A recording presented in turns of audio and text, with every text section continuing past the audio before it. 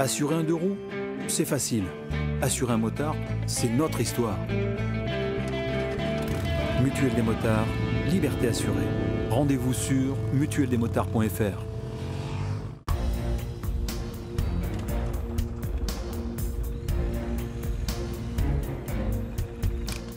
Bon alors, Eric, qu'est-ce que tu penses de cette forêt noire? Bah écoute, il y fait bien frais. Hein. La semaine dernière, on était en Toxane version Seine-et-Marnaise. Mais là, franchement, la forêt noire, tu m'as gâté. Là.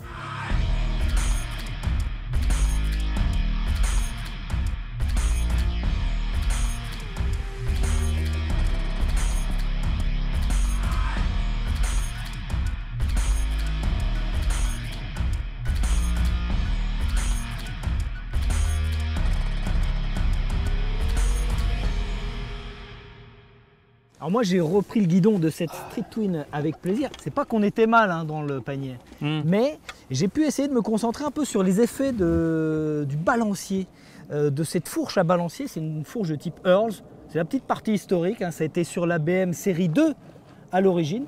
Et c'est fait pour éviter l'effet anti-plongée. Enfin, il y a un effet anti-plongée naturel avec ce type de fourche.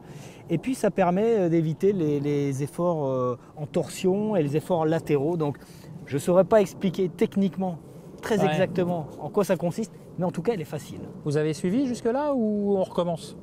Alors justement, au niveau technique, on est allé chez Michelin. Et chez Michelin, on a rencontré un ingénieur du nom de Michael Pressigou qui nous a fait une véritable leçon de choses sur la fabrication d'un pneu. Et c'était bigrement intéressant. On regarde ça. Michael, on est ici au pavillon de l'innovation sur le site de l'Adoux, c'est ça? Oui, c'est ça. Et tu vas nous présenter comment est fabriqué un pneu pour qu'on arrive au Power RS et au Road 5. Donc comment ça démarre un pneu? Il faut savoir qu'il y a plus de 200 composants différents dans un pneu. Alors ça commence par quoi? Alors ça commence à l'origine avec l'EVA. Donc on voit une tranche ici d'arbre d'EVA. Donc on va extraire de l'EVA du latex et en faire du caoutchouc. Donc on va récupérer, voilà ce que vous voyez ici, du caoutchouc naturel. Et après, il y a les matériaux naturels et il y a des matériaux synthétiques, c'est ça? Oui, c'est ça. Donc là, on va retrouver les élastomères synthétiques. Donc ils sont là pour apporter d'autres propriétés au caoutchouc qui, sans ces élastomères, ne pourraient pas apporter les performances qu'on lui connaît aujourd'hui. Là, c'est noir de carbone, joli, et silice. Ce sont d'autres composants encore. Oui. Ça fait partie des 200 composants dont tu parlais. Exactement. Donc là, on va retrouver les charges renforçantes. Donc effectivement, le noir de carbone qui a été ajouté il y a déjà très longtemps pour apporter déjà la couleur au pneu. Ouais. Le pneu il est noir aujourd'hui parce qu'on a du noir de carbone. D'accord, c'est à cause du noir de carbone. Exactement. Le pneu est noir. Et surtout, on est bien meilleur en termes d'usure, en termes de performance usure. Et les charges renforçantes, c'est-à-dire que sinon le pneu s'affaisse, c'est ça? Alors disons que ce serait, si on prenait juste du caoutchouc, vous auriez un pneu qui, vous allez rouler un petit peu, puis au bout d'un moment, il va être tout usé très rapidement. Alors ensuite, il y a des matériaux essentiels, je lis les semi-fins. Ça fait encore partie des composants du pneu, ça? Alors bien sûr, les semi-finis, en fait, ce sont des éléments chimiques on va retrouver par exemple du soufre, on va retrouver des huiles, des résines, et tous ces éléments-là sont part entière de la formule qui fait la gomme et les propriétés qu'elle peut donner. Et donc ça, on arrive sur un matériau brut comme ça, c'est ça? Oui, alors voilà, une fois qu'on a mélangé tout ça, vous avez de la gomme, vous avez le caoutchouc naturel, vous allez avoir tous les éléments chimiques qui vont être mélangés. Et là, on va retrouver ce qu'on appelle du mélange cru. Avant la cuisson, avant la vulcanisation de la gomme, vous êtes dans cet état-là. Donc c'est quelque chose qui reste plastique, on peut le déformer à la main, parce qu'on n'est pas encore passé à l'étape de cuisson. C'est lors de la cuisson qu'on va venir figer la formule, figer la gomme, et elle aura toutes ses propriétés une fois qu'elle sera cuite. D'accord, elle est comme ça, donc pour l'instant. Exactement. Après, ça, c'est les renforts, donc ça c'est joli, il y a du nylon. C'est pas du métal? Alors, exactement, ce sont les renforts. On a énormément de renforts dans un pneu. Ouais. Quand on parle de carcasse de pneu, en fait, c'est la partie qui va venir tenir votre pneu. On ne pourrait pas rouler qu'avec de la gomme. Et donc, on va retrouver plusieurs éléments. On va retrouver du nylon, du polyester, mais également, on va retrouver de l'aramide dans les pneus que nous fabriquons. D'accord. On en revient à la physique. Hein. Exactement. Et pour ce qui est du métal, on ne va pas forcément utiliser de métal aujourd'hui sur les pneus que nous fabriquons parce qu'aujourd'hui, avec ces matériaux-là, on repousse vraiment, on a vraiment le meilleur niveau de performance qu'on peut avoir en réglant nos pneus avec ce type de matériaux. Voilà. D'accord, donc ça c'est intégré au caoutchouc brut, enfin au pneu brut, c'est ça? Oui, on vient poser le caoutchouc. Et après il y a la cuisson. Exactement. Donc là, on passe à la cuisson. Là, on a un moule de pneus voiture. Hein. Oui, c'est ça. Donc là, c'est un moule de Pilot Sport 3 en l'occurrence. Et donc, on va retrouver la même philosophie pour un pneu moto. Donc c'est de l'aluminium, voilà. On vient mettre un espèce de ce qu'on appelle un bandage cru. Donc c'est un rond noir, on va dire, avec tous les renforts et tous les mélanges crus. Et on vient le cuire là-dedans. C'est la dernière étape. Et après, on obtient le pneu. Exactement. On vient faire la vulcanisation du pneu à l'intérieur du moule. Ouais. Il est chauffé, cuit, etc. Et on va retrouver notre pneu juste après, qui aura toutes les propriétés. Combien de degrés? On est autour de 170 degrés de cuisson. Est-ce que tu peux nous montrer à quoi ressemble un Michelin Road 5 et un Michelin Power RS dont Évidemment. On va parler. Et les différences un peu entre les deux d'usage et de présentation. Oui, bien sûr. On va aller regarder ça. Okay. Le Power RS et le Road 5 qui sont là, tu peux nous les présenter, ces deux pneus? Celui-ci, il est sorti l'année dernière. On était à la présentation, on était aussi à la présentation du Road 5. Est-ce que tu peux nous dire la différence entre les deux? D'accord, donc effectivement là on va retrouver le Power RS, vous allez voir un petit peu les différences tout à l'heure sur la sculpture par exemple. Le Road 5 est celui-ci, donc le Road 5 c'est vraiment notre nouveauté qui est sortie cette année au mois de janvier. Ils sont assez différents dans le sens où vous avez par exemple des personnes qui vont prendre leur moto pour faire des trajets quotidiens, prendre leur moto pour aller travailler, etc. Mais qui vont quand même aimer aller de temps en temps le week-end avec des amis ou aller un petit peu sur des routes sinueuses et puis se faire plaisir de temps en temps. Et puis on va avoir un autre usage qui est plutôt celui du Power RS qui est plus sur l'aspect, voilà, je prends ma moto, il fait beau, j'aime la moto. Je veux m'amuser. Exactement, je veux m'amuser, je veux aller taquiner un petit peu les virages, etc. Donc celui-ci, il a une particularité, on l'a vu, on en a parlé dans son concession. Ce sont les lamelles. Est-ce qu'on peut les voir ou elles sont où? Alors je vous ai apporté pour ça donc des coupes de pneus. Donc c'est exactement le même pneu, hein, sauf qu'on l'a coupé pour qu'on voit un petit peu mieux comment c'est fait. Donc c'est une chose qui différencie vraiment, qui se différencie par rapport au RS, c'est qu'on a des lamelles. Comme vous dites, on a des sculptures qui sont différentes. Le RS est plutôt, on va dire, sportif avec des zones slick, etc. On peut les voir ici sur le côté, vraiment typé grip sec. Le Road 5, lui, il a besoin, pour l'usage dont je vous ai parlé tout à l'heure, d'apporter plus de performance sur le mouillé, en l'occurrence. Donc du coup, on utilise beaucoup la technologie de lamelles, qui était déjà connue auparavant. Mais ce qu'on a apporté de nouveau sur le Road 5, ce sont des lamelles évolutives, qui ont été fabriquées avec un tout nouveau procédé, qui est l'impression 3D, métal, qui nous a permis, comme on peut voir dans la coupe, d'avoir une lamelle qui va venir s'écarter avec l'usure du pneu. Pourquoi ? Parce qu'on travaille énormément sur la performance pérennité. La pérennité, c'est une nouvelle performance qui nous permet d'avoir un pneu qui a déjà un très bon niveau de performance sur le mouillé, mais qui, avec la durée de vie du pneu, va pouvoir garder un très bon niveau quand même. Oui, parce qu'on nous a démontré qu'un pneu usé avec 5000 km était plus performant qu'un pneu neuf de la gamme précédente. Exactement. Du Road 4, c'est ça? Exactement. Un pneu normal, on va dire, avec des lamelles normales, aurait tendance, avec l'usure, à perdre ce qu'on appelle du taux d'entaillement. Le taux d'entaillement, c'est le ratio entre les creux et puis les pleins sur un pneu. Plus on a du taux d'entaillement, meilleur on va être sur le mouillé. Le problème, c'est qu'avec l'usure, on va perdre ce taux d'entaillement. Et avec cette nouvelle technologie, on vient rajouter du taux d'entaillement avec l'usure et donc récupérer un bon niveau de performance. Les durées de renouvellement des pneus chez Michelin, c'est habituellement plusieurs années? Oui, c'est ça. Alors on est autour de 4 ans pour certaines gammes. Ça peut varier un petit peu, mais c'est ça. Bon David, les essais, c'est aussi l'ADN de Sans Concession. Et les essais de moto, il y en a eu quand même quelques-uns. Hein. Ouais, quelques-uns. Il faut savoir qu'à chaque numéro de Sans Concession, vous avez eu droit à un essai. Alors plus ou moins poussé selon les circonstances, mais on a pu essayer notamment une moto 4 fois plus puissante, presque 4 fois plus puissante que celle-ci. Tu sais combien de chevaux elle fait? Une cinquantaine de chevaux, non? 55. Et la moto qu'on a essayée, c'est la H2SX de 200 chevaux, une routière très rapide. Le fameux missile sol-sol avec des valises, là, c'est ça? Exactement. Je comprends pas trop le concept, mais bon, allez, on va peut-être regarder. Je comprendrai peut-être mieux une deuxième fois. Eh bien, on regarde ça tout de suite. On est dans la région de Lisbonne, à 25 km de Lisbonne, exactement à Cascais, pour vous présenter cette Kawasaki H2 SX.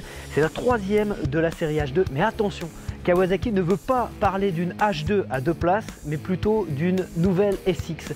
Les SX, ce sont les catégories routières de chez Kawasaki et c'est une SX avec un compresseur. Cette moto, elle fait environ 200 chevaux, un peu plus avec le ramer, 10 de plus environ. On a pu rouler sur les routes tortueuses des environs de Lisbonne. Cet après-midi, c'était impressionnant. Donc cette machine, elle est uniquement proposé dans un coloris vert dans sa version SE.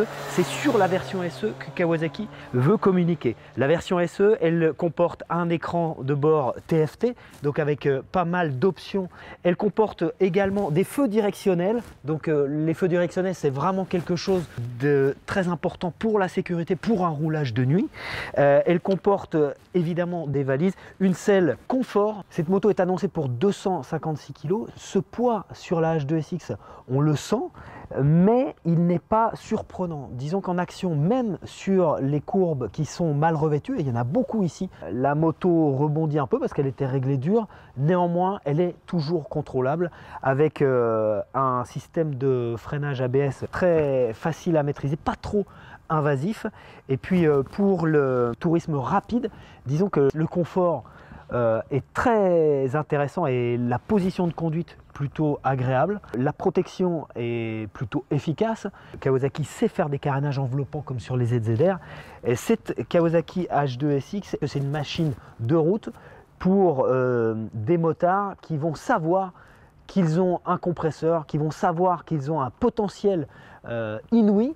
C'est toujours valorisant de posséder une machine de ce niveau de technologie. C'est ce que Kawasaki a voulu proposer pour faire de longs trajets, de longues balades, rapides éventuellement, avec une machine d'exception.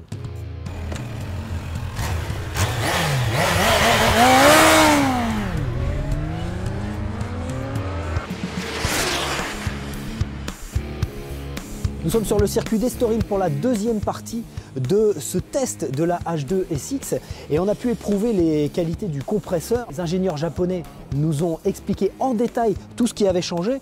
Une bonne partie de l'intérieur, les carters sont identiques à l'extérieur, mais beaucoup d'éléments ont changé, à commencer par la taille des hélices. Du compresseur qui font que le bruit est différent, l'entrée d'air est différente. Évidemment, ça n'est pas le même usage qu'une H2 ou une H2R.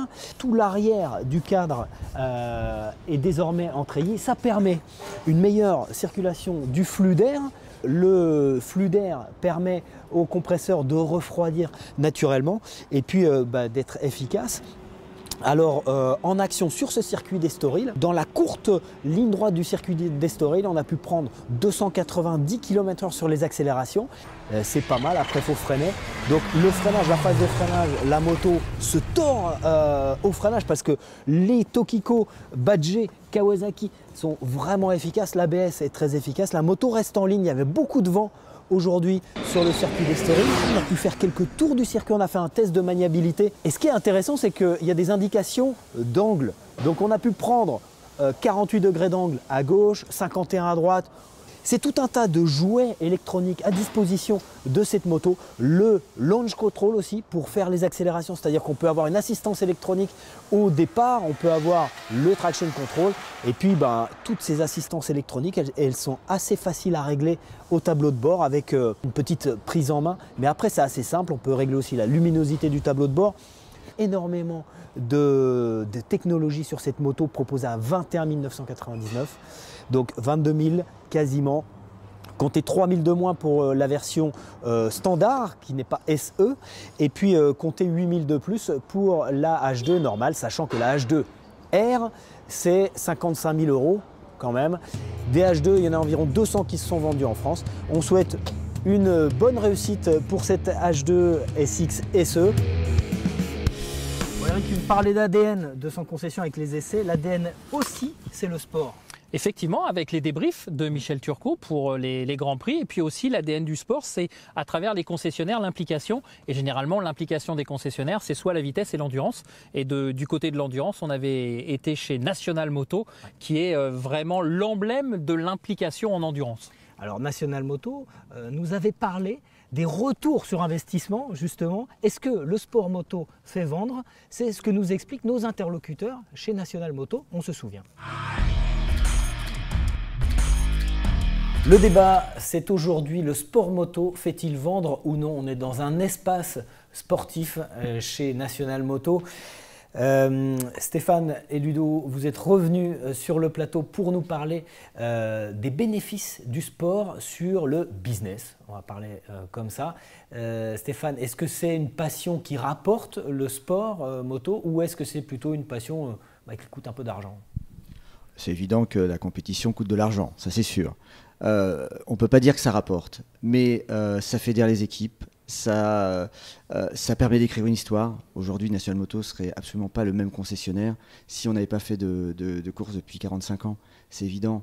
Ça fédère des pilotes, ça fait des moments de vie. Je vous entendais parler avec Guy tout à l'heure, avec Émeric, avec ses souvenirs. C'est vrai que ça apporte quelque chose qu'on ne peut retrouver, pour moi, nulle part ailleurs, mais quel que soit le sport en général. Hein. Et le sport moto... à travers National Moto et la concession, ça nous a permis de performer, commercialement parlant. Ludovic pourra peut-être le confirmer, parce que ça apporte une crédibilité auprès de nos clients. Même si ça ne nous fait pas vendre 100% plus de CBR par rapport à nos confrères, mais ça nous apporte une crédibilité en termes techniques, en termes d'après-vente, en termes d'histoire aussi. On essaye d'apporter à nos clients, qu'ils soient Scooterist 125 ou Goldwyn, une atmosphère. Et cette atmosphère se personnalise par la compétition. Et je pense que pour nous, en tout cas, ça a toujours été, même si ça a été difficile et qu'en 2016, j'ai dû renoncer. Pour le 10e anniversaire de la victoire aux 24 heures du Mans, vous n'étiez pas National Moto aligné sur la grille pour des raisons économiques. Exactement, c'est la première fois en 40 ans que nous n'étions pas au départ des 24 heures du Mans. C'est la seule édition que nous n'ayons pas faite. Ludovic, la compétition fait-elle vendre? C'est toujours dans les débats budgétaires des boards des entreprises. J'en sais quelque chose. C'est le début d'ailleurs de la bande dessinée de Christophe Pinon. On va faire du sport, le sport ne fait pas vendre. Moi j'en ai entendu parler, le sport ne fait moins de sport, David, ça ne fait pas vendre. Est-ce que c'est vrai? Ça va être difficile à dire, mais je veux dire qu'en tant que constructeur, le sport déjà, ça permet de développer énormément de pièces qu'on retrouve après sur les motos de série. Donc il faut en faire, c'est des machines qui sont poussées à l'extrême, donc des pièces qui sont poussées à l'extrême et ensuite qu'on réutilise sur des machines de série. Après, il y a une image, après il y a obligatoirement des pilotes qui ressortent... Qui ont des fans et obligatoirement ces fans s'identifient aux pilotes. Donc moi je dirais que oui, ça fait vendre. Après le quantifier, ça va être très difficile. Mais pour moi, l'image... Mais c'est de l'image.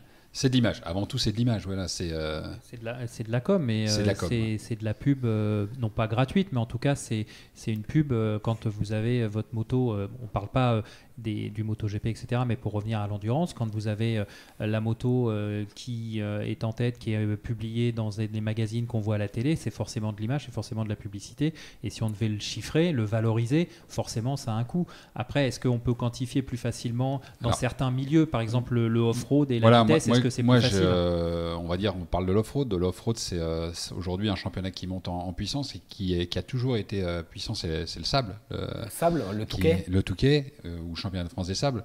Lorsqu'on vous gagnez au Touquet, la saison d'après, c'est au moins 5 points de plus sur les ventes de cross.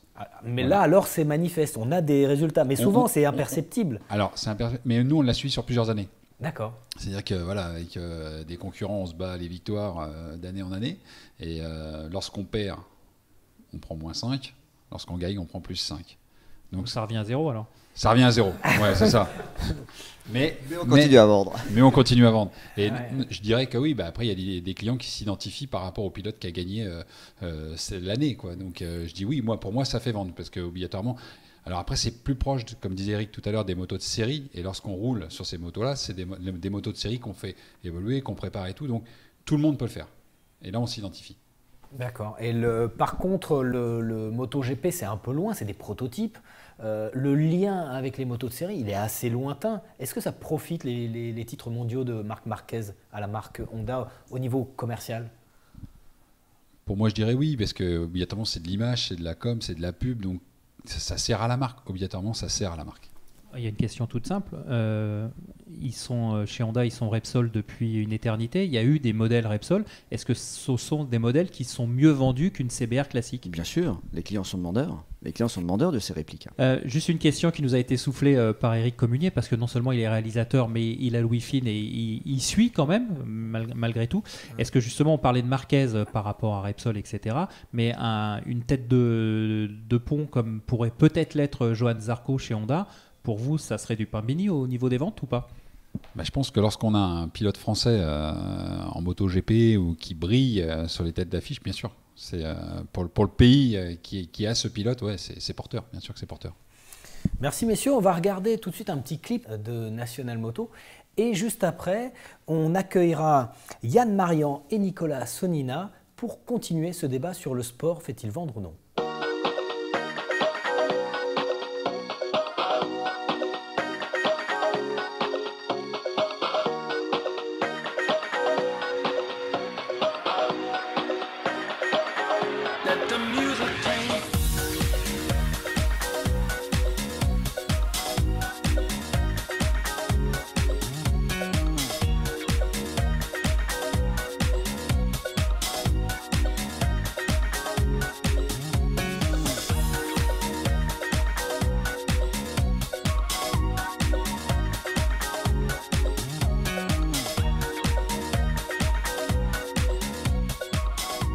Deuxième partie de notre débat sur le sport moto. Le sport moto fait-il vendre ou pas? Avec nous, Nicolas Sonnina. Salut Nicolas.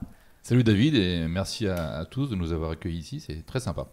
Ancien reporter pour Motojournal, aujourd'hui organisateur d'événements, de nombreux événements. Oui, tout à fait. Ouais. Ça fait 20 ans que j'ai quitté Motojournal, mais depuis je m'éclate toujours dans la moto et j'ai fait plusieurs événements différents et pas tous liés justement à la compétition. D'accord. Yann Marian, on te connaît pour tes vidéos, tes clips MotoGP Addict? Oui, je travaille avec Alexandre Hues qui est réalisateur et donc voilà, MotoGP Addict sur Facebook, Twitter, MySpace bientôt. On espère avancer là-dessus. GP de France 2017!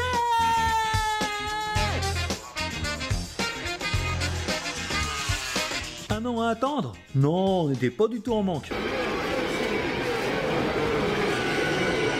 Entre nous, le meilleur des GP, c'est le nôtre. Rien qu'au niveau ambiance. Bautista l'a confirmé. Hein. Aujourd'hui, je vais prendre la nationalité française, pas qu'en France, de vrai public. Même dans les déguisements, on déchire. Est-ce que ces clips vidéo, tu arrives à en vivre, à en faire quelque chose de commercial? Alors, on a commencé il y a 2 ans MotoGP Addict. Au début, on l'a vraiment fait pour se faire plaisir, pour s'amuser, le faire sérieusement bien sûr. Et là, depuis quelques temps, on commence à avoir des partenaires, donc ça nous permet d'avancer là-dessus. Et aussi, ça nous a permis à côté de travailler sur d'autres projets, comme sur le Supercross américain, et d'en faire des vidéos avec un sponsor et des partenaires. Ouais, parce que non seulement le sport est difficile à quantifier, mais aussi les partenaires sont difficiles à trouver un peu plus que dans le produit pur ou les accessoires. Nous, alors bizarrement, on est étonnés parce que quand on contacte les partenaires, ils nous connaissent. Alors nous c'est une belle surprise pour nous parce qu'on a l'impression d'être dans une niche. On est sur le MotoGP, on est dans l'humour par rapport à ça. Et donc, il y a quelque chose de positif, il y a un lien qui se fait assez rapidement. Et difficulté, non, je pense pas qu'il y ait une vraie difficulté, c'est qu'il y a un vrai échange et on explique aussi ce qu'on fait. Et je pense que aussi les partenaires voient qu'on le fait sérieusement. Alors après, Yann, la démarche de Yann, elle est un peu différente parce que c'est du contenu, c'est pas une recherche de partenaires pour financer un projet vraiment sportif. Donc là, on est à la limite du média et de l'entertainment, si on peut s'exprimer ainsi. Si Yann valide. Redis-le, entertainment. Yeah. Nicolas, on parlait de Supercross. Toi, tu connais bien le Supercross? Je connais bien en fait. J'ai pas mal suivi. J'ai suivi le côté un peu historique et puis les années 80 et 90, notamment avec l'aventure de notre Jean-Michel Bayle, bien sûr. Ouais, et toi, tu organises des événements. Est-ce que la compétition est un passage obligé quand on organise des événements? Est-ce qu'il faut faire des courses sur le circuit Carole ou est-ce que les démos, ça suffit? Si tu veux, oui, effectivement, il y a deux univers qui sont pour moi quand même pas complètement séparés. Quand j'ai commencé à travailler comme organisateur d'événements au Stade de France pour le Supercross, où j'étais un peu consultant moto pour eux, et surtout après pour le Supermotard. Donc j'ai commencé carrément dans la compétition. Après, moi, par goût, j'adore la compétition, j'en ai fait, comme toi Eric, voilà, on adore ça, mais quelque part, moi, j'aime aussi le côté un peu spectacle et divertissement. On parlait d'entertainment, c'est exactement ça. La course n'est pas toujours liée à ça. Et j'avais envie d'autre chose. Donc après, moi, j'ai fait d'autres choses, comme un freestyle à Bercy, par exemple, ou d'autres choses. Là, aujourd'hui, les événements que tu organises, comportent-ils des courses? Justement, pas du tout. L'événement phare que j'ai créé donc en 2011, c'est Iron Bikers. Et j'avais l'idée, si tu veux, par rapport à un événement qui est phare chez nous, en France en tout cas, dans la moto ancienne, c'est les Coupes Moto Légende, qui est la référence de moto ancienne, qui n'est pas une course non plus. On voit des motos tourner en rond, presque comme une série d'essais, si tu veux. Mais malgré tout, on a le public qui vient voir ces motos-là, qui prennent du plaisir à voir ces motos-là. Il n'y a pas cette notion de course. Et quand j'ai créé Iron Bikers en 2011, j'avais cette idée aussi de voir des belles motos sur la piste, sans notion de course. Je me dis, les gens, je pense, peuvent être intéressés, et c'est le cas. Bon, après, moi, j'ai amené une spécificité à Iron Bikers en mélangeant les cafés raceurs et motos modifiées et ce qu'on appelait pas encore les néo-rétro et que moi j'appelais motos de caractère. On a mélangé ça pour en faire un mix qui a bien fonctionné, mais il n'y avait jamais cette notion de compétition et toujours la notion de plaisir. On est là pendant 20 minutes comme une série d'essais. La compétition n'est pas nécessaire pour moi, vendre des tickets d'entrée. Exactement, je pense que les gens sont censés voir une course où les mecs se tirent la bourre, mais pas que.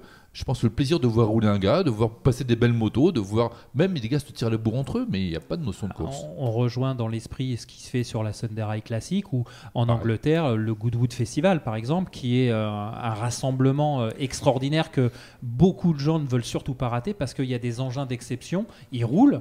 Il y a effectivement des démos, alors après il y a des gens qui se prennent plus ou moins au jeu, mais c'est vrai que là de ce point de vue-là, on n'est pas dans un produit purement sportif avec un départ, une arrivée et un podium. C'est un peu un dérivé de sport. Est-ce que dans le MotoGP, c'est vraiment le sport qui fait vendre ou c'est un petit peu la... Toi, tu es comédien de profession. Est-ce que c'est pas un peu la comédie à laquelle on a assisté en Argentine, un petit peu tout ça qui est monté en épingle aussi par la presse? Je pense qu'il y a un mélange de tout ça. Moi, je l'aime, ce mélange-là de comédie. Je pense que c'est peut-être ce qui manque un peu à la F1, qui est un petit peu de... Par exemple, les conférences de presse du jeudi, je ne peux pas les rater parce que pour moi, c'est une scène de théâtre. Il y a un vrai spectacle, il y a des petites phrases, il y a les regards des pilotes. Et c'est ça qui est génial. Après, pareil, là, ce qu'on a pu voir avec Rossi et Marquez, pour moi, c'est du bonbon. C'est un vrai spectacle, quoi. C'est de la comédie. Nicolas, dernière question. Le fonds de commerce, le sport, est-ce que ça peut être un fonds de commerce? Tout à l'heure, tu étais avec les gens de chez Honda. Derrière nous, on a un portrait de Soichiro Honda. Voilà, dans les années 60, quand les Japonais débarquent en Grand Prix, ils viennent chercher de la technologie, ils viennent chercher de l'image. Ils ont grossi tout ça. Soichiro Honda était le chef de file de tout ça, même de chez tous les Japonais. Donc ils ont été chercher tout ça dans la compétition. Ils l'ont fait grandir.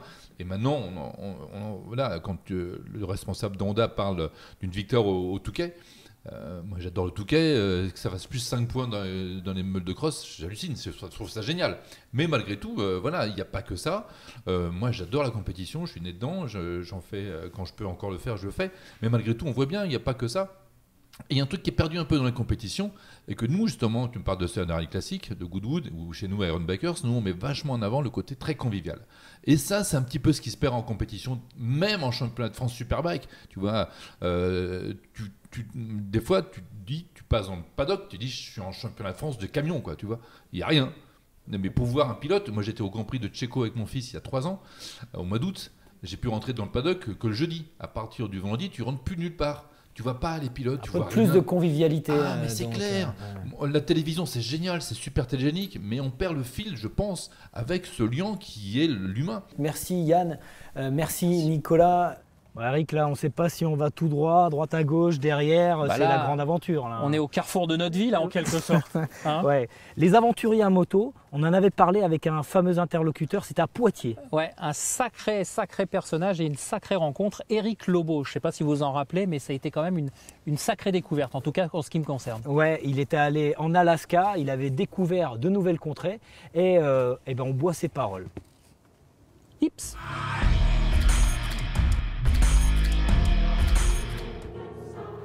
Je roule maintenant à 120 km/h sur cet océan de glace et trace de larges courbes comme un surfeur des neiges balançant ma moto de droite à gauche, comme si maintenant plus rien ne pouvait m'arriver. On passe au débat et on a la chance d'avoir un vrai aventurier et c'est le thème de notre débat, les vrais aventuriers. Bonjour Éric Lobo. Bonjour David. Tu vas bien? Super. Merci d'être venu jusqu'à Poitiers. Tu as l'habitude de faire des kilomètres? Oui, c'était sur la route. C'est une aventure. Donc tu es venu avec ta moto. Tu as amené ta moto? Oui, j'ai amené ma moto. Tout simplement parce que j'ai des présentations à faire sur Paris. J'ai passé tout l'été aux États-Unis et au Canada pour côté francophone, pour présenter justement la dernière aventure, dont une partie se déroule sur leur terre. Et plus particulièrement sur leur terre lointaine du Nord, du Grand Nord, et qui se déroule notamment dans les territoires du Nord-Ouest et le nord du Yukon, sur les parties glacées de l'océan Arctique. Donc l'intérêt effectivement de cet endroit-là, et ce défi, c'était d'aller rouler sur cette route où on voit généralement circuler quelques convois de l'extrême, et je trouvais intéressant par rapport à mon histoire de le faire en Harley-Davidson. Et les températures mesurées, ça va jusqu'à moins 57, moins 60. Et tu as roulé par ces températures? Non. J'ai pas eu cette chance, c'était un peu je pensais défier ces températures-là, et je suis descendu à des températures de moins 45 sans le... Ouais, c'est pas terrible quand même. Hein. Et avec la vitesse de la moto, ça fait combien? Sans les effets du refroidissement éolien, qui sont mesurés sur un thermomètre. J'ai un thermomètre de trucker là, qui mesure l'incidence du refroidissement éolien et qui descend la température. Au maximum de ce que je peux mesurer, c'est moins 70. Donc je pense que d'après les tableaux que l'on a, j'ai peut-être approché jusqu'à moins 75, moins 80 peut-être. Ta moto, tu as dit que c'était une Harley. C'est quoi la base et quelle a été la préparation? Est-ce que ça a été, est-ce que déjà l'aventure démarre pas à ce moment-là quand tu dis je pars avec une Harley? Oui, en général, les gens pensent qu'une Harley, c'est pas une moto suffisamment fiable et suffisamment solide. Moi, j'en ai déjà fait de l'expérience sur un premier tour du monde à travers la Sibérie en 2010-2011, où effectivement, j'ai ramené des histoires, des anecdotes et puis des images incroyables.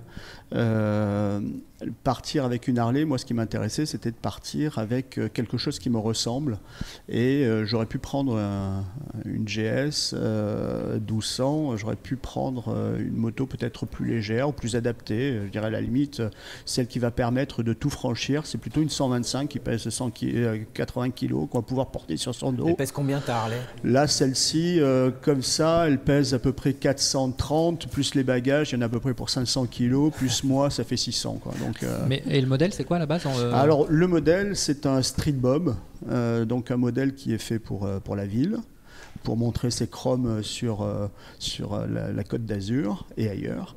Mais c'est une moto qui me paraissait intéressante, justement parce que le fait qu'elle soit suffisamment dépouillée me permettait, moi, d'y adjoindre des prestations qui puissent me permettre d'avoir une moto flexible dans le principe. C'est-à-dire, pour moi, une moto flexible, c'est je n'ai pas monté une moto pour aller rouler sur Mars. Je suis parti avec une moto qui me permettait d'aller partout, et qui, au fur et à mesure de l'avancée de ce que j'avais à franchir, je pouvais éventuellement l'adapter. Bon, moi je viens du monde de la finance immobilière, donc le fer à souder, la lampe à souder, abraser, couper de la ferraille, c'est pas mon truc. Mais quand vous êtes suffisamment motivé pour une aventure, une vraie aventure, je crois que c'est la fin justifie les moyens. La fin justifie les moyens. Ça m'a permis de fabriquer mes skis, de les construire, de les tester. Et ça, c'est intéressant parce que cette expérience sur le grand froid de pilotage de 10 000 km sur la glace, sur la glace et la neige, vous développe certaines capacités de douceur dans le pilotage, parce que dans le pilotage sur glace, c'est spécial quand même. Hein. Ouais, et cette moto, là, elle a combien de kilomètres, ta moto?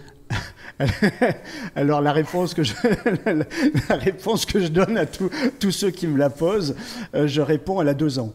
Elle a 2 ans, d'accord. Mais alors ça fait combien de kilomètres? Elle a 2 ans, bon, ça fait 75 kilomètres, 75 000 kilomètres, mais sur les 75 000, il y a 50 000 d'un tour du monde. Et cet été, j'étais donc en tournée au Canada et aux États-Unis, et j'ai fait 16 000 kilomètres en 6 semaines. Et 16 000 km, ça c'est en dehors des heures travaillées, c'est-à-dire quand je dis les heures travaillées, c'est les heures de...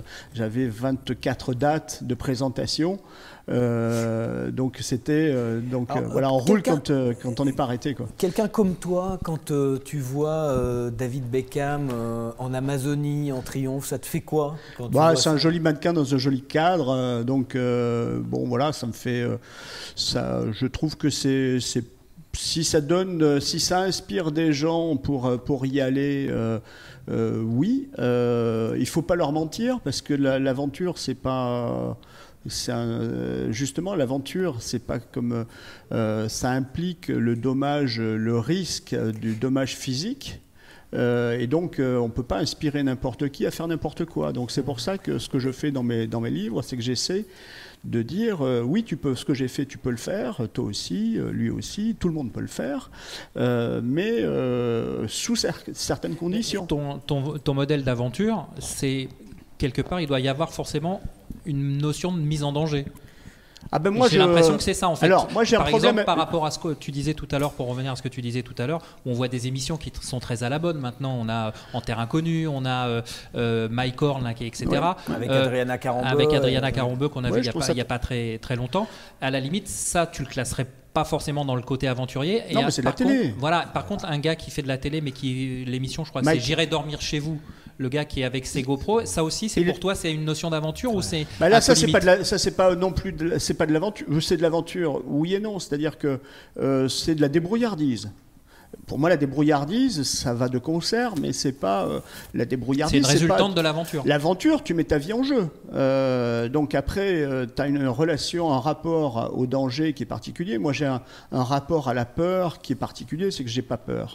Et donc, j'ai pas de peur, j'ai très peu de peur. Et en fait, ce qui est important pour moi, donc le danger, je le mesure pas toujours. Et donc, pour le mesurer, je me fie beaucoup, j'observe beaucoup les gens qui sont autour de moi. Et si j'ai un Inuit qui me fait une drôle de grimace quand il me voit partir là-dedans, je me dis ouais, fais gaffe quand même, il y a du risque.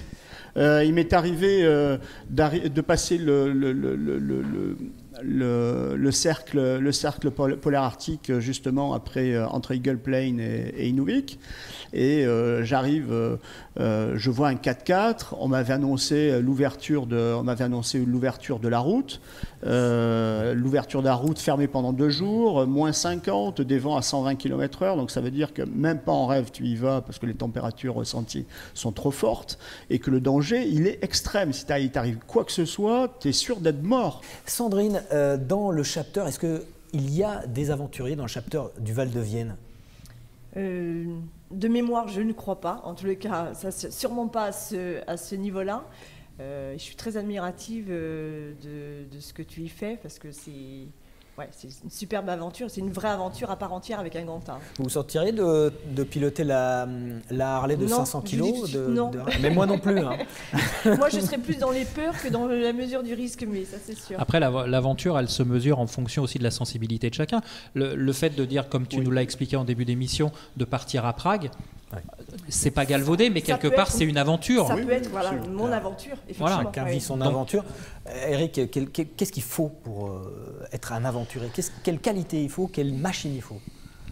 Je pense que c'est déjà dans l'état d'esprit. Il faut être fait pour ça un peu, parce que ça demande un investissement total. Je parle de l'aventure dans laquelle le pronostic vital peut être engagé. Donc ça demande une implication totale, donc une connaissance tout de même du cadre, d'avoir dans ses éléments de créativité une bonne confiance en soi, et d'avoir des solutions pratiquement à... Il faut savoir sans arrêt, je pense, avoir son plan B. Il n'y a pas forcément une moto type. Et la moto, je pense que c'est la moto qui te convient, c'est-à-dire c'est celle avec laquelle tu veux partager ton histoire d'amour, tu vois, donc c'est celle qui te fait du bien, c'est celle avec laquelle... Et puis, bon, si elle est solide, c'est mieux, parce que ça t'évitera de bricoler et de trouver des solutions tout le long du voyage, parce que tu vas casser 4 cylindres. Merci Eric, merci d'être venu, merci d'être venu avec ta moto, merci Sandrine. Eric...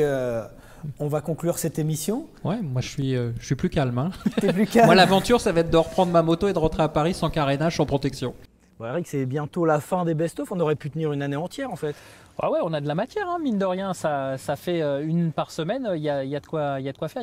Ça fait quoi, 5-6 sujets par émission. Donc ouais, on peut tenir une année. Hein. Bon. Je me demande si on va tourner l'année prochaine d'ailleurs. Ouais, mais on va reprendre à la rentrée là. Il reste encore une émission best-of. Ce sera la semaine prochaine. Et puis ensuite, on commencera avec la nouvelle saison, la rentrée de Sans Concession, avec de nouvelles choses à découvrir.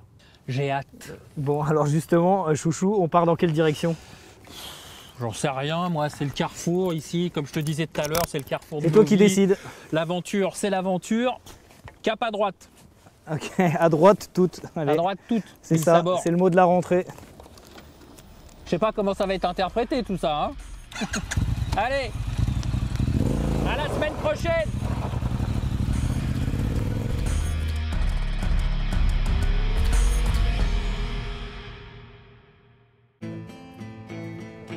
Assurer un deux roues, c'est facile. Assurer un motard, c'est notre histoire. Mutuelle des motards, liberté assurée. Rendez-vous sur mutuelledesmotards.fr.